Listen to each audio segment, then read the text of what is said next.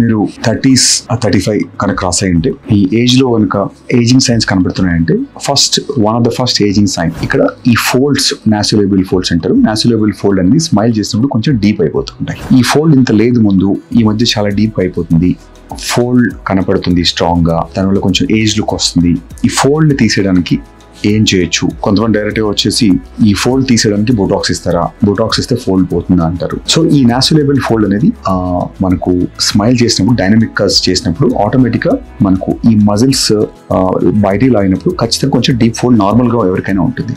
మనం ఏజింగ్ అయినప్పుడు ఈ టిష్యూస్ అన్ని కొంచెం కిందకి సాగి దాంతో ఈ ఫోల్డ్ అనేది ఇంకా కొంచెం ఎక్కువ డీప్ గా కనబడుతుంటుంది, ఆల్మోస్ట్ వేలాడుతూ ఉన్నట్టు ఉంటుంది. వీటికి both invasive and non invasive procedures. Non invasive వచ్చేసరికి మనకు హైఫు అని చాలా కామన్ గా వాడే డివైస్, RF ఎనర్జీ డివైస్, ఇవన్నీ కూడా మనం ఈ కొల్లాజన్ రీబిల్డ్ చేసి ఈ ఫోల్డ్ ని కొంతవరకు పైకి లాగడానికి హెల్ప్ చేస్తాయి. తర్వాత మన ఎంఫేస్ అనే ఒక డివైస్ ఉంటుంది. ఎంఫేస్ లో కూడా మనకి ఈ ఫోల్డ్ ని కొంతవరకు ఈ మజిల్స్ టైట్ చేయడం వల్ల ఎంఫేస్ కూడా మనకు దీంతో కొంచెం నాసోలేబియల్ ఫోల్డ్స్ తగ్గుతాయి.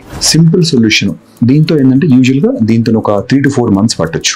ఓవర్ ఒక్క సెషన్ లో మనకు ఫోల్డ్ డిసపియర్ అవ్వదు. కాంబినేషన్ గా ఫాస్ట్ రిజల్ట్స్ రావాలంటే మనం డివైజెస్ తో పాటు కొన్ని రకాల ఫిల్లర్స్ వాడతాం. ఫిల్లర్స్ ఎక్కడ వాడతాం అంటే టిష్యూస్ సాగే ఇక్కడి నుంచి అయితే కాబట్టి పైన నుంచి ఈ ఆర్చ్ నుంచి మనం కనుక సపోర్ట్ చేసుకుంటూ వస్తే టిష్యూ ఆటోమేటిక్ గా పైకి లిఫ్ట్ అవుతుంది. కొంతమందిలో ఇది లిఫ్ట్ చేసిన తర్వాత కూడా ఫోల్డ్ డీప్ గా ఉంటే ఈ డీప్ ఫోల్డ్ లో కూడా మనం ఫిల్లర్స్ ఇస్తాం.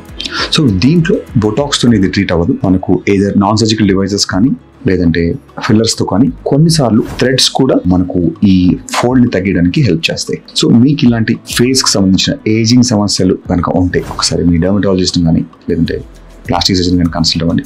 మీ పిక్చర్స్ మన రీడిఫైన్ కస్టమర్ కేర్ పంపించినా కూడా మీ ఫేస్ కి మీ కండిషన్ కి ఎట్లాంటి ప్రొసెస్ సూట్ అయితే అనేది మాత్రం ఒక్కసారి కన్సర్న్ డాక్టర్ ని కలిసిన తర్వాతనే మీరు నిర్ణయం తీసుకోవచ్చు.